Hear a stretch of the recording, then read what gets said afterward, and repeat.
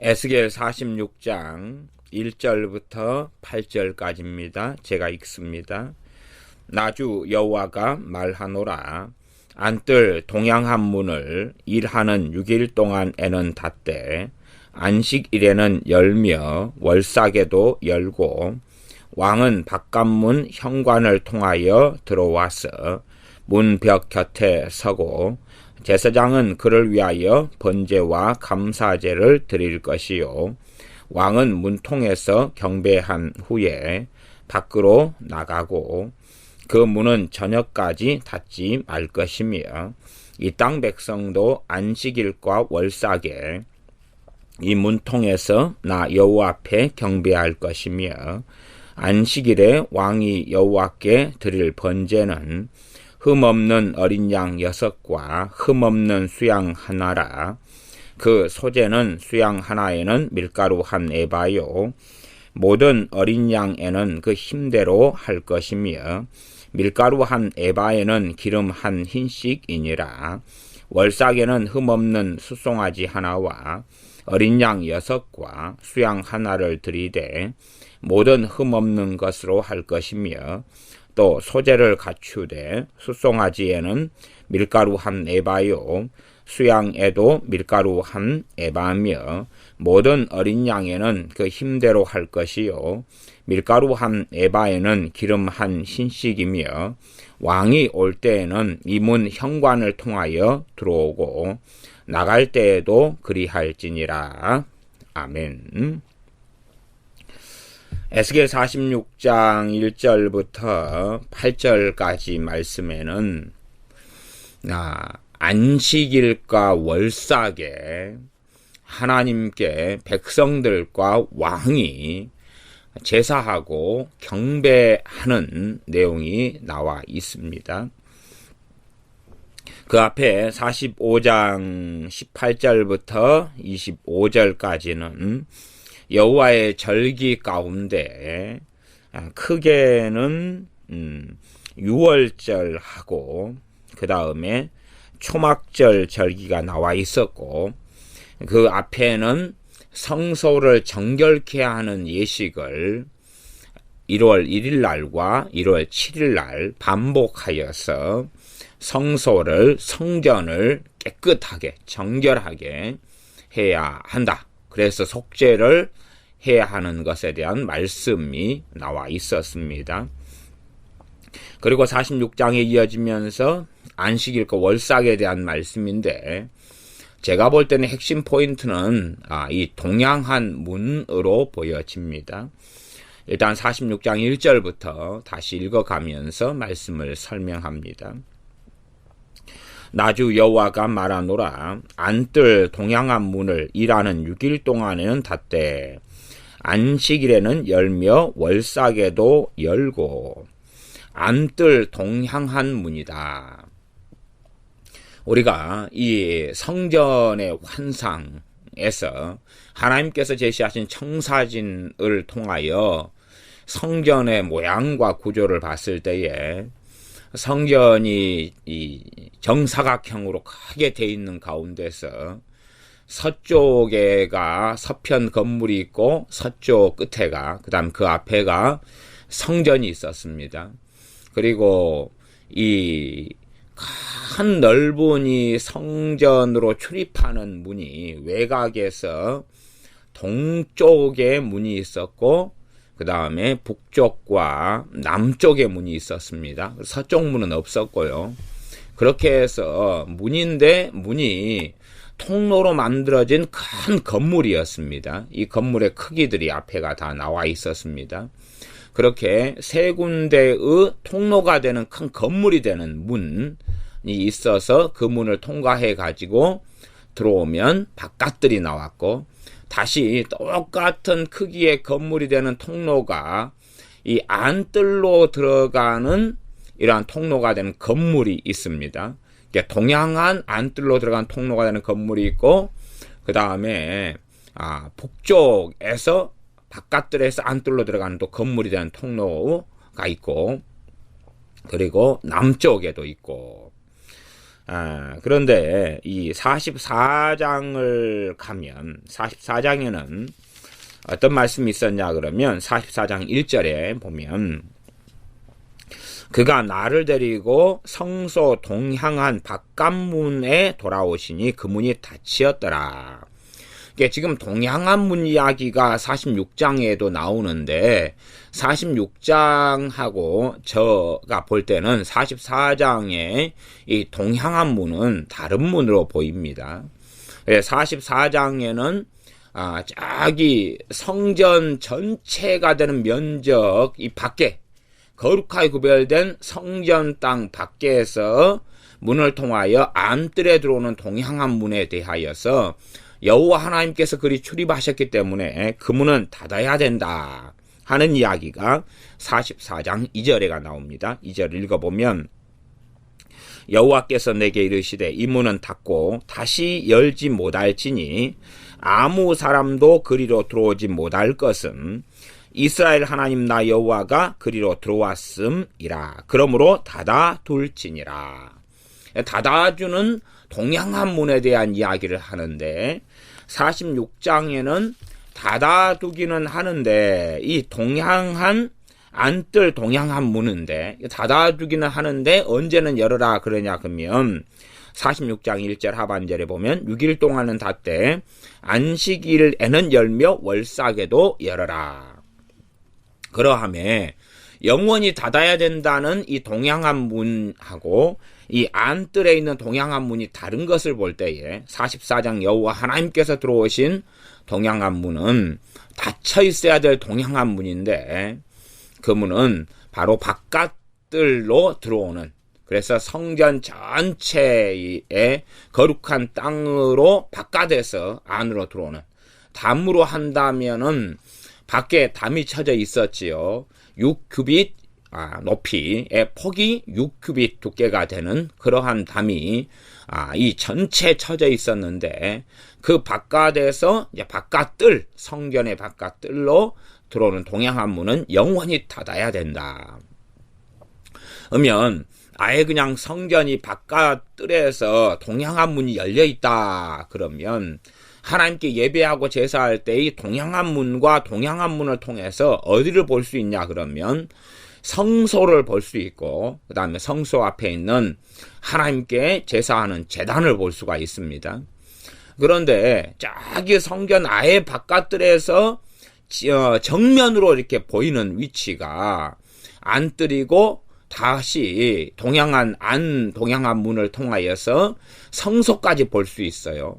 그러나 이 성전 전체의 뜰 밖에서 동향한 문 두 개를 통과해서 본다면 저 밖에는 거룩한 장소가 아닌데 그곳에서 거룩하지 않은 사람들이 볼 때에 하나님께 범죄하게 되어질 겁니다. 이 남쪽하고 이 북쪽의 문은 성소가 보이질 않아요. 성소가 보이질 않아서 들어와 가지고 다시 동향한 문으로 와야지만이 앞에 성소가 보이고 그리고 하나님께 제사하는 장면을 볼 수가 있습니다.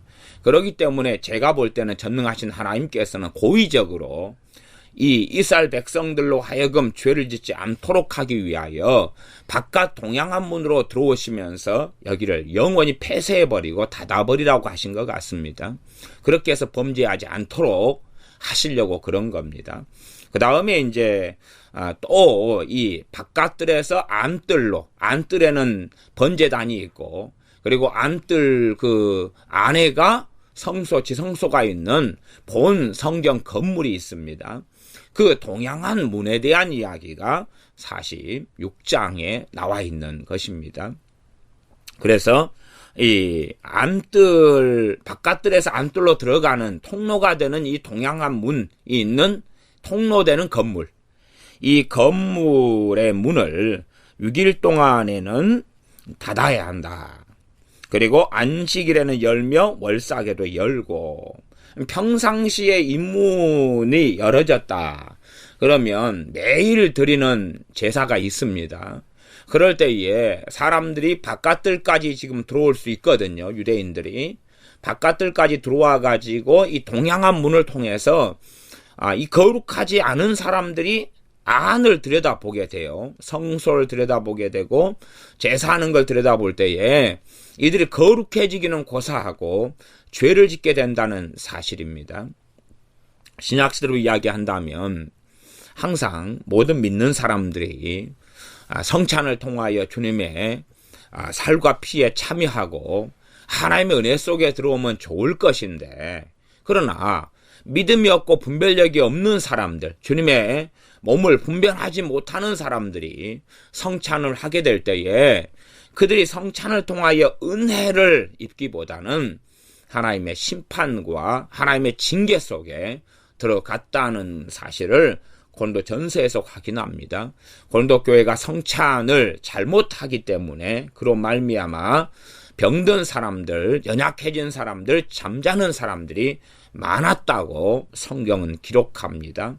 그런 것처럼 이 하나님께 제사하고 또한 하나님의 영광의 임재가 있는 성소를 6일 동안 마음대로 자기들이 들락거리면서 들여다본다면 이 하나님 앞에서 크게 범죄하게 되고 오히려 하나님의 진노가 격발되는 일이 벌어지기 때문에 평상시 6일 동안에는 이것을 닫아놓아야 한다고 말씀하고 계십니다. 그리고 언제는 열어야 하냐면 안식일과 월삭. 월삭은 언제냐 하면 매달 1월 1일, 매달 1일 날을 이야기합니다. 1월 달은 1월 1일, 2월 달은 2월 1일, 3월 달은 3월 1일, 4월 달은 4월 1일, 이러한 월삭이 여호와의 절기 가운데 들어가 있는 것이 되니 1년이 12달일 때에 월삭이 12번이 있게 되어지겠습니다. 어떤 달은 월삭과 안식일이 겹칠 때도 있을 것이고 어떤 달은 월삭과 안식일이 다른 날이지만 이 월삭도 하나님께 드리는 안식일이 되어집니다. 그렇게 해서 이 6일 동안에는 이 안뜰로 동향한 이러한 문을 6일 동안은 닫고 안식일과 월삭에는 열어야 한다. 그래서 안식일과 월삭에는 왕도 또한 이스라엘 백성도 그 동향한 문, 열려있는 문을 통하여서 이 앞에 번제단을 바라보고 성소를 바라보며 하나님께 예배하고 경배하고 기도하게 하시는 것입니다. 그 문이 열려있다 해서 그 문으로 들어오라는 이야기는 아닙니다. 그 문으로 들어올 수는 없습니다. 많은 문이 열려 있어서 앞에가 성소를 정면으로 보고 번제단을 정면으로 보면서 자신들의 죄를 위하여 제물이 되어서 죽는 짐승들을 통한 이 제사를 속죄제사, 속건제사, 또 번제, 화목제 등을 직접 보면서 하나님께 예배하고 제사하며 경배하는 데 참여하라고 말씀하고 계십니다. 46장 2절입니다. 왕은 바깥문 현관을 통하여 들어와서 문 벽 곁에 서고 제사장은 그를 위하여 번제와 감사제를 드릴 것이요 왕은 문통에서 경배한 후에 밖으로 나가고 그 문은 저녁까지 닫지 말 것이며, 왕도 이 안뜰로 들어오는 이 통로가 되는데 끝에까지 통과해서 안뜰까지는 들어오지 못하고 통로가 되는 이 건물 자체의 크기가 꽤 길다 하는 건물의 길이 규격을 우리가 앞에서 봤습니다. 그러면 이 건물의 현관을 통해서 들어와 가지고 문 벽같이 서고 제사장은 이 왕을 위하여서 번제와 감사제를 드려라. 왕은 문은 통로는 뭐냐? 문의 통로입니다.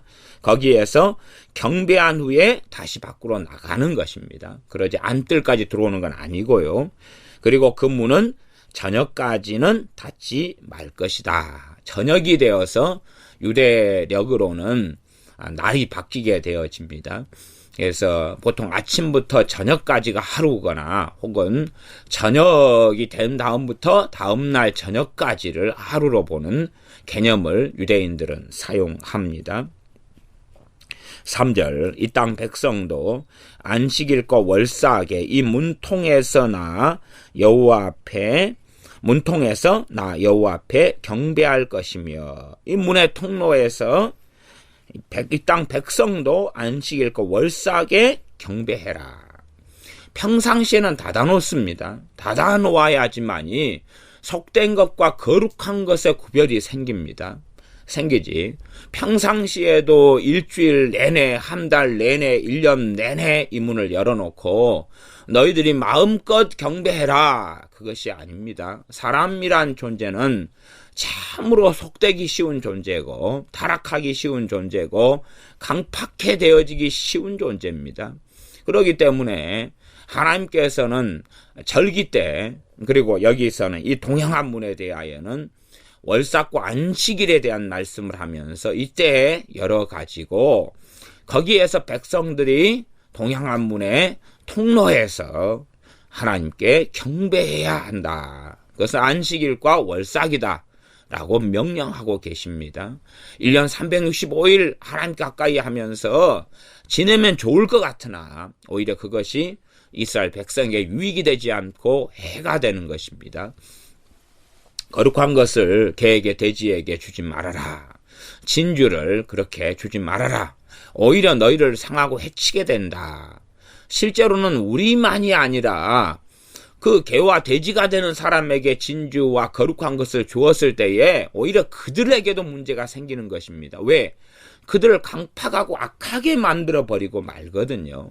하나님의 말씀의 진리가 받아들일 수 없는 사람들에게 전달되면 그들은 짓밟아버리고 아예 화인 맞아버리며 아주 악하게 되는 일들까지 벌어지고 맙니다. 그렇기 때문에 진리의 말씀이라 할지라도 참으로 순차적으로 또한 받아들일 수 있을 정도까지만 그 다음에 믿지 않는 사람들에게는 단지 복음만 전달해 주는 것이 가장 지혜로운 일이 되겠습니다. 4절 안식일에 왕이 여호와께 드릴 번제는 흠없는 어린 양 6과 흠없는 수양 하나라. 안식일에 왕이 드리는 것 단지 왕만이 아니라 왕이 대표로 하여서 드리는 것이 됩니다. 왕의 본분이 이러한 45장 17절에 보면 왕은 본분대로 번제와 소제와 전제를 절기와 월삭과 안식일과 이스라엘 족속의 모든 정한 절기에 드릴지니 왕이 백성들을 대표로 하여서 백성들에게 이 하나님께 바칠 예물들을 받지요. 다 받아가지고 이것을 통하여서 하나님께 안식일과 절기와 월삭 등의 제사를 지내게 되는 책임을 맡고 있습니다. 제사를 지내는 이들은 제사장들이지만 이에 대한 제물을 공급해야 되는 책임을 왕이 가지고 있다는 것입니다. 우리가 45장에서는 밀 보리는 전체 수확에서 60분의 1, 기름은 100분의 1로 해서 특별히 제사를 위한 예물로 삼아가지고 왕에게 주어서 왕이 밀 보리에서는 60분의 1과 기름은 100분의 1을 백성들에게서 모아가지고 이것으로 이 안식일과 월삭과 절기 등에 쓰이는 제물들로 사용할 수 있도록 신약에서는 이것이 성전세로 일컬어지기도 했습니다. 이렇게 해서 왕이 대표적으로 하나님 앞에 나와서 이 안식일과 월삭의 제물을 바치면서 하나님께 나와야 합니다. 4절에는 여호와께 드릴 번제는 흠없는 어린 양 6과 흠없는 수양 하나다. 흠이 없다는 것에 주목합니다. 왕이 책임을 받고 하는데 왕의 양심상 당연하게 흠이 있는 제물은 값이 쌀 것이고 흠이 없는 것은 당연히 좀 더 비싸겠지요. 쩔뚝발이거나 이런 것, 병든 것은 또 늙어버려서 쓸모없는 것은 쌀 것이고 그리고 튼튼하고 젊고 아주 건강하고 하는 것은 비싸겠지요. 그렇게 하지만 흠 없는 것으로 하나님께 골라서 드려야 한다라고 말씀합니다. 이 모든 책임을 왕이 가지고 있고 에스겔 선지자를 통해서 말씀하시는 왕의 본분, 왕의 사명에 대한 이야기에 대한 것이 에스겔서에는 이제는 명백하게 나와 있는 이러한 하나님의 말씀이 되겠습니다. 5절, 그 소재는 곡식으로서 하나님께 드리는 제물을 이야기합니다. 소재는 수양 하나에는 밀가루 한 에바는 보통 22리터를 한 에바라 그랬습니다. 수양 하나에는 수양만이 아니라 밀가루 한 에바를 함께 드려야 한다는 이야기입니다. 밀가루 한 에바, 수양 하나 플러스 밀가루 한 에바, 거기에 플러스 기름 한 흰은 3.6리터 정도를 이야기합니다. 1.8리터짜리 PT병이 있으면 그게 2개 정도의 기름. 일반적으로 이 기름은 감람유를 이야기합니다. 올리브유죠. 우리식으로 하면. 모든 어린 양에는 그 힘대로 할 것이며, 힘대로 하라는 이야기가 어마어마하게 많이 하라 이런 의미가 아니고요. 이 어린 양은 수양보다는 크기가 훨씬 작지 않습니까? 새끼 양이죠. 새끼 양이기 때문에 밀가루 한 에바인 22리터까지는 필요하지 않다는 이야기입니다. 이게 적절하게 알아서 해라. 이거 유도리 있게 해라 그 말입니다. 조금을 하든지 뭐 5리터를 하든지 10리터를 하든지 3리터를 하든지 그래 힘대로 이걸 번역을 잘못하면 좀 곤란하겠습니다. 드리고 싶은 대로 그렇게 번역하는 것이 일상적으로 맞습니다. 드리고 싶은 대로. 그래서 이것은 규정과 제한이 없다는 것입니다. 그러지 상식적으로 수양은 큰 건강한 수양 하나에 밀가루 22리터를 드리는데 어린 양은 그냥 100리터를 드린다. 그러면 곤란하겠죠. 사실상 상식적이지 않은 이야기가 될 것입니다. 최대치가 어린 양에도 22리터 정도가 최대치가 될 거지요. 하나님께서 정해놓으신 커트라인 정도라고 생각하시면 좋겠습니다. 그래서 힘대로라 이렇게 해서 잘못 봉사 같은 사람들이 성경을 자기 마음대로 이렇게 사용하는 예도 있는데 그건 아니고 자기가 원하는 적절한 선에서 어린 양에는 해야 된다 이런 말씀입니다. 밀가루 한 에바에는 기름 한희는 3.6리터 주로 올리브 기름이었습니다. 이렇게 해서 하나님께 수양 하나에는 22리터 그 다음에 기름 3.6리터 어린 양에는 이 적절하게 드리고 싶은 대로 그렇게 드리면서 안식일에 하나님께 드릴 이 제사가 이렇다.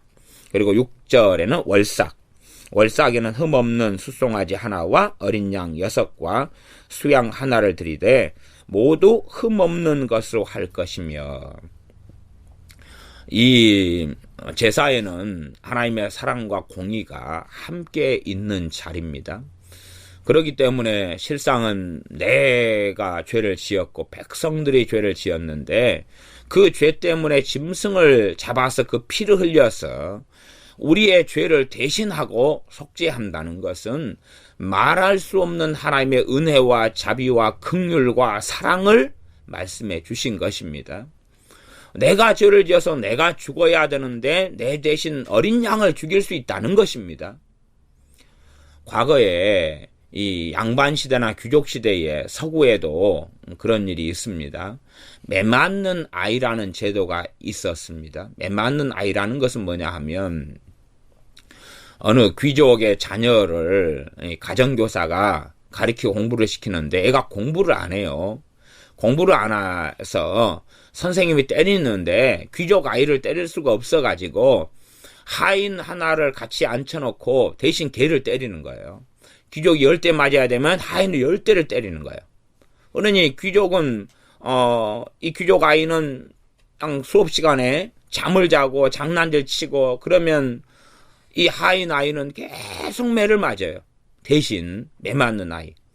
참으로 어떻게 보면 이 매 맞는 아이 입장에서는 정말로 서러운 일이고 그러죠. 하인으로 살아가는 것도 서러운데 이 귀족 이 주인 아들이 공부도 안 하면서 또 선생님 문제 내면 문제 틀리고 10문제 틀리면 한 문제당 10대씩 그래서 100대를 맞아야 되고 얼마나 고통스러워요. 어떤 경우는 매 맞는 아이가 이 가정교사에게 맞아가지고 죽는 경우도 있었습니다. 불구가 되는 경우도 있었고요. 그런 것은 정말로 귀족 아이 입장에서 생각할 때는 복음의 희소식입니다. 그러나 매 맞는 아이 입장에서 생각할 때는 참 비참한 비극이죠. 그런데 하나님께 우리의 죄를 대신하여 피를 흘리고 죽어가야 될 이 어린 양이나 수양의 입장에서는 비극이고 우리 입장에서는 희소식이고 복음입니다. 우리의 죄 때문에 값을 누가 지불하냐면 되냐 하면 이 수양과 이 어린 양이 대신하여서 그 목숨을 내놓으면 되기 때문에 그렇고, 우리의 피 흘림 대신 어린 양의 수양의 피 흘림이 대신하여 속죄가 일어나기 때문에 그렇습니다. 그러함에 참으로 하나님의 거룩하심과 공의는 피 흘림이 있어야 되고 죽음이 있어야 됩니다. 하나님의 진노와 심판이 이루어져야 됩니다. 그러나 하나님의 사랑과 긍휼과 자비는 용서하시기를 기뻐하신다. 사유하시기를 기뻐하시며 긍휼 베푸시기를 기뻐하신다. 그러하나 긍휼 베푸시기를 기뻐하시고 용서하시기를 기뻐하신다 해서 그냥 용서한다. 그냥 괜찮아. 그렇게 되는 것은 절대 안 되는 것입니다. 지금 우리 예수님을 믿는 사람들이 죄를 가지고 하나님께 회개하고 나아가는 많은 사람들이 있는데, 유감스럽게 그 가운데 어떤 이들 혹은 많은 이들에게는 하나님의 용서가 나타나지 않는 경우도 많습니다. 가장 근본적인 이유는 뭐냐 그러면,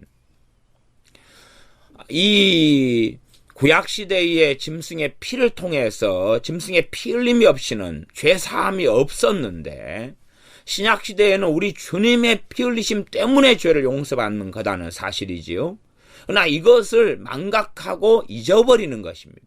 잊어버리고 망각하면서 주님의 피 흘리심 때문에 회개가 가능하고 속죄가 가능하고 용서받는 것이 가능한데, 이것을 잊어버려요.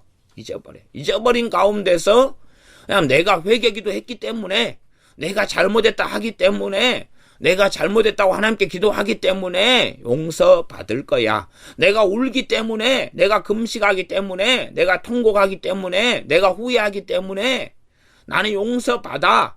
아니면 열심히 용서해달라고 하는데 하나님 용서해 주시면 용서받는 거고, 뭐 안 해주신다고 못 받는 거야. 그런 식으로 생각하는 사람들, 그런 사람들에게는 하나님 용서가 나타나지 않을 겁니다. 심지어 어떤 식으로 생각하는 사람도 있냐 그러면, 행위적인 회개의 개념에만 몰두해가지고 내가 완전히 죄를 끊은 다음에 회개 기도를 해야 돼, 그렇게 생각하는 사람도 있을 겁니다. 그러면 완전히 죄를 끊은 다음에 회개 기도를 해야 돼, 과연 그러한 것에 해당될 만한 죄는 거의 드물 것입니다. 내가 사기를 지금 치고 있으면 그것은 사기를 치지 않고 멈추면서 하나님께 회개해야 될 겁니다. 그 다음에 배상까지도 함께 해야지만이 회개가 됩니다. 그러나 대부분의 경우는 근심하는 내가 회개한다. 그런데 근심을 평생 죽을 때까지 안 한 다음에 회개하는 게 가능하냐? 아니면 내가 사람을 미워한다. 근데 평생 이제 미워하지 않은 다음에 미워한 죄에 대해서 회개하는 게 가능하냐? 혹은 하나님에 대한 불신앙 속에 우리는 자주 들어가게 되는데, 머리로는 지적으로는 하나님 말씀을 신뢰한다, 믿는다 하지만 실제적으로는 하나님 말씀을 믿지 않는 불신앙이 우리가 참 많이 짓는 죄에 속하는데, 불신앙의 죄를 회개할 때에 전혀 앞으로 이제 불신앙하지 않는 가운데서 그 다음에 회개한다. 그렇게 한다면은 그건 아주 잘못된 회개의 개념과 생각과 극단적인 이해를 가지게 되는 것입니다. 그래서 특별한 어떤 영역은 우리가 정확하게 그 죄를 끊는 부분이 필요하지만, 유감스럽게 많은 죄의 영역은 우리의 연약함 속에 들어가 있는 영역입니다. 말하자면 오늘 작심하고 결심했는데 내일 다시 넘어지고 3일 작심했는데 그 뒤에 넘어지는 것입니다. 게으름을 가졌다. 그러면 잠언에서는 게으른 자들에겐 개미에게 가서 배워라. 선생님 오늘 또 배우러 왔습니다. 그러지만 개미 선생님께 어떤 사람은 10년을 배워도 게으름이 고쳐지기 어려운 사람도 있을 것입니다. 어떤 사람은 한 3개월만 배우면 될 것이고 어떤 사람은 하루 개미 선생님 쫓아다니다가 지겨워가지고 그 다음에 또 어떤 날은 개미 선생님이 찾으러 배우러 갔는데 비 오는 날에 가지고 개미 선생님이 굴 속에 들어가 버리니까 머리를 삐집고 선생님을 배우려고 이 개미굴에 들어가려는데 머리가 너무 커가지고 굴 속에 못 들어가는 경우도 있겠지요. 그렇게 해서 하루도 채 못 배우고 이 게으름을 정리하지 못하는 일, 게으름을 정리한다는 것은 사실은 정말로 쉬운 일이 아닌 것을 압니다. 정말로 어려운 일입니다. 그러면 게으름을 다 정리한 다음에 하나님 게으름 죄를 용서해 주시옵소서 하는 게 가능하겠느냐? 그게 아닙니다. 게으름이 용서받고 용서받아져 가면서 게으름이 점점 하나님의 은혜가 임하면서 정돈돼 가는 것이 일반적인 회개의 양상입니다. 회개에 대한 한 가지 극단적인 이해로서 죄를 끊는다, 돌이킨다는 개념만 가지고 있는 사람들은 실상은 어떤 분야에서는 맞게 보이지만 그러나 다른 많은 분야에서는 큰 문제가 벌어지고 말 것입니다. 도로가 잘 뚫린 데는 자동차를 타고 가면 되지만 등산을 가면서 비탈길이고 도로가 없는데 차를 몰고 가려면은 아예 가지도 못한 채 차만 망가뜨리고 말겠지요. 그러지 않겠습니까? 또 바다를 건너가야 되는데 어디 뭐 양용 이런 장갑차도 아니고 바다를 자동차를 몰고 뛰어들면 그러면 함께 자동차도 버리고 사람도 죽게 되겠지요. 바다를 건너려면은 헤엄을 치든지 일반적으로는 배를 이용하든지 혹은 뭐 비행기를 타고 바다를 건너갈 수도 있겠지요. 뭐 그렇게 해야 되지. 바다를 건너가는데 자동차를 타고 뛰어든다면 그것같이 어리석은 일이 없을 겁니다.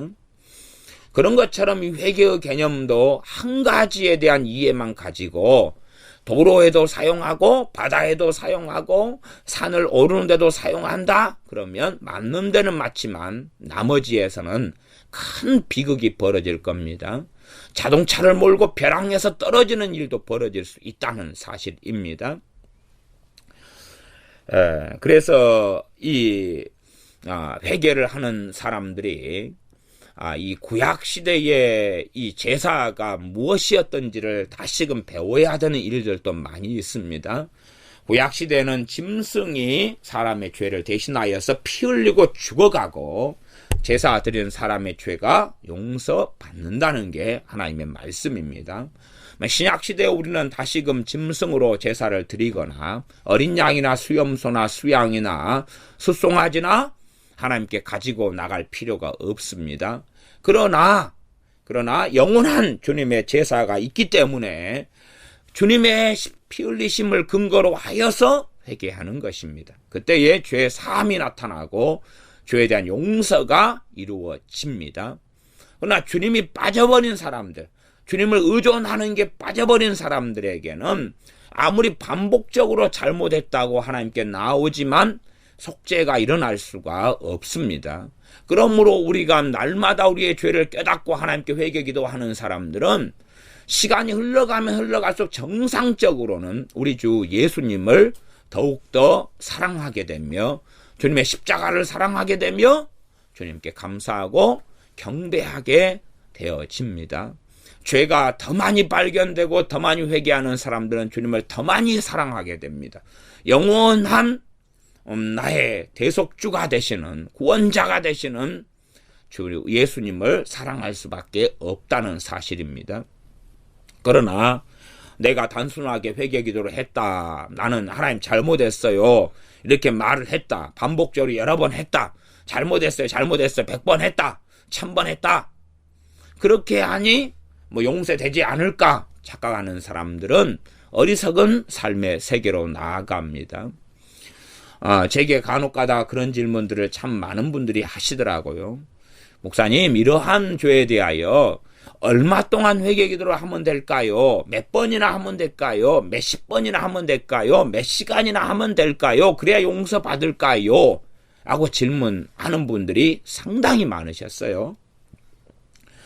근데 몇 번이나 해야 될까요? 그렇게 이미 묻는다는 것 자체가 그분은 회개를 주님을 의지하기보다는 자기의 회개하는 행위를 의지한 회개이기 때문에 이미 방향이 전혀 잘못된 그런 길에 들어선 사람이라는 것을 증명합니다.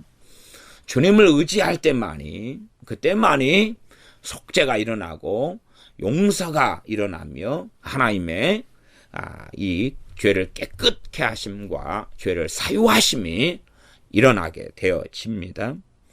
구약시대에는 이렇게 죄를 짓고 이 죄에 대하여서 짐승을 통하여서 왕이 대표로 또한 백성들이 하나님께 제사 드렸습니다. 그러면서 죄에 대한 용서가 나타났고 신약시대의 주님의 십자가 이후로는 훨씬 더 좋은 언약과 더 나은 새 언약 속에서 우리는 살아갑니다. 그러나 구약시대보다도 못한 결과가 나타난다면 더 얼마나 어리석을까를 생각해 보아야 됩니다. 이 제사의 자리, 십자가의 자리는 하나님의 사랑과 공의가 공존하는 자리입니다. 하나님의 거룩하심 있는 자리이기 때문에 제물들을 하나님께서 원하시는데 흠없는 제물이어야 한다고 반복적으로 말씀하십니다. 6절 하반절에 하나님 들이되 모두 흠없는 것으로 할 것이며 흠없는 것으로 해야 된다. 우리 주님께서 우리를 위하여 흠없는 어린 양이 되셨습니다. 흠없는 속죄 제물이 되셨습니다. 주님께서 고난을 통하여 연단을 또한 받으셨고 고난을 통하여 온전하게 되셨다라는 상당히 신비한 또한 놀라운 말씀을 히브리서에서는 말씀하고 있습니다. 주님께서는 영원전부터 온전하신 분이신데 사람의 몸을 입고 오신 다음에는 사람의 유한성에 갇힌 부분이 당연히 존재하지요. 주님께서는 우리 때문에 고난을 받으시고 온전케 되셔서 흠없는 어린 양으로서 우리의 죄를 위하여 아버지께 속죄제물, 화목제물이 되어주셨습니다. 모두 흠없는 것으로 해야 한다. 그러면 이 당시에 흠 있는 것으로 할 때는 이러한 제사가 정상적으로 하나님께서 받으시는 제사가 되지 않았습니다. 하나님은 공의로우시며 거룩하신 분이시기 때문에 흠없는 것으로 해야 되지, 예외적으로 어떤 화목제 같은 경우는 쩔뚝발이도 인정하신 경우도 있었습니다만은 속죄를 위한 제사, 죄 사함을 위한 제사는 결코 그런 흠 있는 것은 인정되지 않았습니다.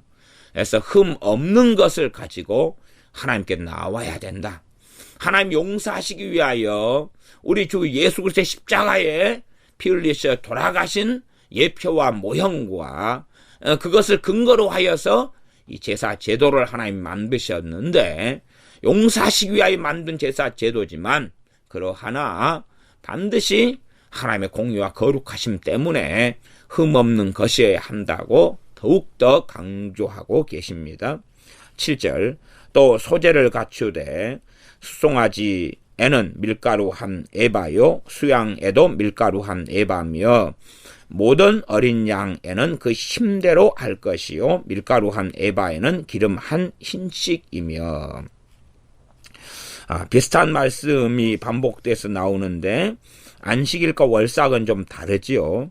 안식일에는 흠없는 수양과 흠없는 어린 양 6이었고 월삭에는 흠없는 수송아지 하나하고 어린 양 6하고 수양 하나, 그래서 흠없는 수송아지 하나가 더 추가가 된 것을 알 수가 있겠습니다. 월삭은 훨씬 더 중요한 한 달에 한 번 있는, 한 달에 처음 있는 절기이기 때문에 그렇습니다. 교회가 교회 절기로서 신년 예배를 드리며 때마다 절기를 보냅니다. 이 사람인지라 절기들이 필요하다는 것을 인식하고 알 수가 있습니다. 그래서 구약시대에는 여호와의 절기들이 있었고 신약시대에 와서는 특별히 성경은 절기를 명령하지는 않습니다. 그러나 기독교는 성경적인 원리를 통해서 절기들을 만들어내었고 절기들을 지킵니다. 너무 과도한 절기로서 가는 것은 문제가 있고 또한 성경에 절기가 없다. 기독교 절기가 없다. 그런 기독교 절기에 대하여 성경에 없는 걸 행한다. 그런 식으로 흘러가는 어리석음도 우리가 경계를 해야 될 것입니다. 그렇게 따지면은 지금 파마하는 것도 성경에 없기 때문에 안 해야 되겠지요. 그 다음에 화장실이나 비데를 사용하는 것도 성경에 없으니까 안 해야 되고 자동차도 성경에 없으니까 사용하지 않아야 된다는 것하고 비슷한 이야기가 될 것입니다. 영적인 원리를 따라서 행하는 것입니다. 그래서 정확하게 성경에 있는 것과 없는 것을 따져야 될 부분이 있고 또한 어떤 영역은 그 부분을 따지기 어려운 영역도 아주 많이 있습니다. 그렇지 않으면 성경대로 한다면 유대인식의 집을 지어가지고 우리 한국 사람이 살아야 된다. 그러면 어리석고 정신 나간 사람이 될 수밖에 없다는 사실이지요. 그렇게 문화적인 상황적인 이해가 있어야 되는 영역도 상당히 많습니다. 그래서 이 월삭에는 좀 더 1월 1일, 2월 1일, 3월 1일, 4월 1일, 5월 1일, 6월 1일, 7월 1일, 8월 1일, 9월 1일, 10월 1일, 11월 1일, 12월 1일 12번이 되겠죠. 매달 출발할 때에 하나님께 다시금 백성들도 하나님께 나와서 경배하고 싶은 사람 경배하고 그 다음에 왕도 하나님께 나와서 경배하는 제사 드리는 월삭을 보냅니다. 그렇게 하면서 다시금 죄가 용서받는 일이 필요하지요. 제사의 중심은 무엇보다도 하나님과 화목이고 하나님과 화목하게 못하게 되는 근원적인 원인이 우리의 죄 때문입니다. 우리의 죄 때문에 하나님과 화목하게 되지 못하면 속죄가 핵심적인 일이 됩니다. 어떻게 죄를 용서받은가? 죄가 용서받아야지만이 하나님께 가까이 나아갈 수 있습니다. 그러함으로 예수 믿는 사람이 예수 믿을 때만 됐다 그러면서 이 회개하는 삶을 살지 않고 회개 기도로 하나님께 나아가지 않는 사람들은 정상적인 신앙생활을 하지 못합니다. 기도 생활을 몇십 년 하는 사람들 가운데 기도 생활은 많이 오랫동안 해왔지만 하나님과 가까워지기보다는 더 멀어지는 이상한 일들도 보는데 그런 분들의 공통적인 특징 중에 하나가 뭐냐 하면 그들의 삶 가운데 무엇을 달라고 기도하고 교회 목사님을 위해서도 교회 부흥을 위해서 나라 민족을 위해서 기도하지만 정작 자신의 죄를 들여다보면서 회개하는 것이 없는 사람들 자신의 죄를 깨닫기보다는 나는 다른 사람보다도 기도생활을 많이 하고 깨어있고 고상하고 의롭고 바르다. 나는 더 헌신적이고 봉사를 더 많이 한다. 이런 어리석음 속에만 매여 있으면서 이것저것을 위해서는 밤새워서라도 기도하지만 정작 하나님과는 가까워지지 않는 그러한 사람들도 종종 볼 수가 있습니다. 참으로 중요한 건 하나님 앞에서 우리가 거룩하게 되며 깨끗하게 되며 우리의 죄가 용서받는 것이 복음의 핵심 가운데 속합니다. 주님께서 우리의 죄 때문에 십자가에 죽으셨음을 반드시 기억할 때에 바른 믿음의 자리에 설 수 있을 것이고 우리의 하나님께 나아갈 때에 날마다의 우리의 죄 문제를 가지고 우리 주 예수님의 십자가를 근거로 하여 이유로 하여 또한 우리 주님의 십자가 때문에 우리의 죄가 사함받고 용서받는다는 것 우리의 죄에 대한 값이 지불되었다는 것 우리의 모든 죄에 대한 값이 지불되었다는 것을 알고 믿고 깨닫는 가운데 우리의 죄를 가지고 하나님께 나아가야 될 것입니다. 그럴 때에 하나님의 은혜가 임하고 하나님의 은혜가 임하여 우리의 죄가 깨끗하게 되어질 뿐만 아니라 죄와의 싸움에서 씨름에서 승리하게 될 것입니다. 히브리서 말씀은 너희가 죄와 싸우되 아직 피 흘리기까지 싸우지 아니하였다라는 말씀이 있습니다. 피 흘리기까지 죄와 싸우지 않았다는 말씀은 죄와 싸워 이기기 위해서는 때로는 아주 정말로 피 흘리기까지, 사람과 사람이 전쟁할 때에 단지 주먹질만이 아니라 칼을 들고 총을 들고 피가 터지고 할 정도의 치열한 온 힘을 다하는, 목숨을 다하는 싸움까지 감수해야 된다는 말씀도 있다는 사실이에요. 그렇다면 죄와 싸우기가 쉽다는 이야기입니까? 어렵다는 이야기입니까? 어렵다는 이야기예요. 쉽게 그냥 결심하고 마음먹어서 되지 않는 죄와의 싸움이 많다는 이야기예요. 그러지 마음 먹고 주님만 사랑하면 죄는 끊어질 거야. 그러한 형이 상하게 세계에 있는 사람은 죄가 뭔지를 사실은 모르는 사람입니다. 야, 거듭나기만 하면 죄는 끊어져. 정신 나간 사람의 이야기입니다. 거듭나기만 하면 나는 죄가 다 끊어졌습니다. 이런 사람은 사실은 경험적으로 성령 충만받은 경험을 이야기한 거라고 저는 봅니다. 그러나 그 사람이 경험한 성령 충만이 죄가 다 끊어진 게 아니에요. 그 사람이 양심상의 많은 부분의 죄가 해결된 것이 있으나, 그러나 성령 충만을 잃어버리고 말면 다시 제자리에 있는 그 사람 자신의 모습을 볼 수밖에 없는 것입니다. 어리석은 사람들이 자신의 경험만 믿은 가운데 성경의 진리를 왜곡하고 경험을 통하여 잘못 해석하는 일들은 비일비재합니다. 거듭났다고 해서 죄가 그냥 끊어진다면 죄에 대한 심각한 싸움을 히브리서를 통하여 하나님의 자녀들에게 말씀하실 이유가 없습니다.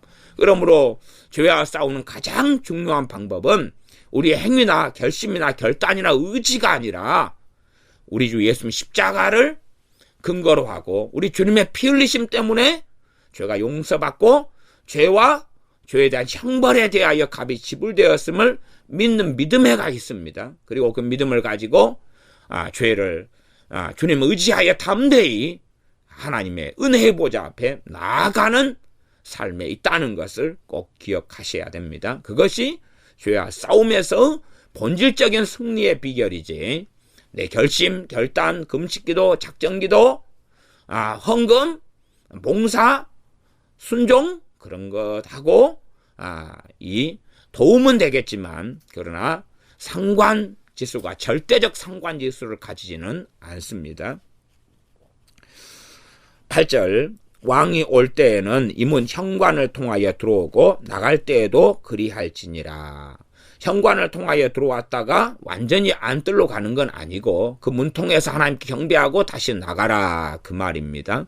그렇게 해서 이 하나님께서 이 거룩한 앞에 성소가 보이고 안뜰에 번제단이 보이고 거기에서 왕과 백성들이 하나님께 제물을 가지고 와서 속죄를 하고 제사를 드리고 하나님을 경배해라 말씀합니다.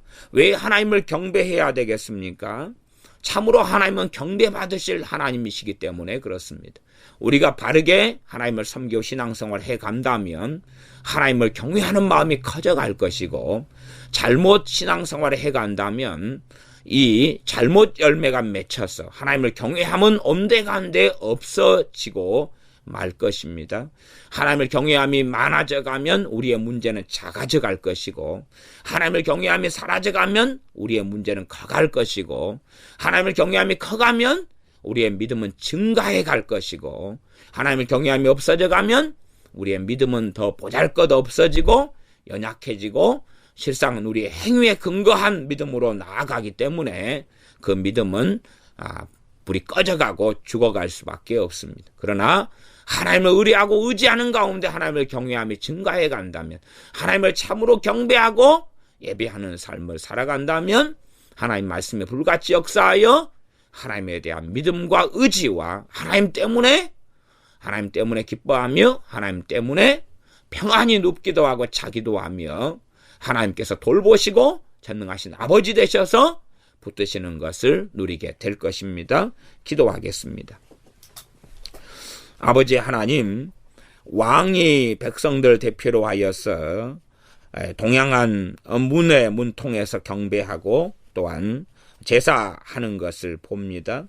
안식일과 월삭에 모여서 그렇게 또한 백성들도 하나님께 경배하며 제사하였습니다.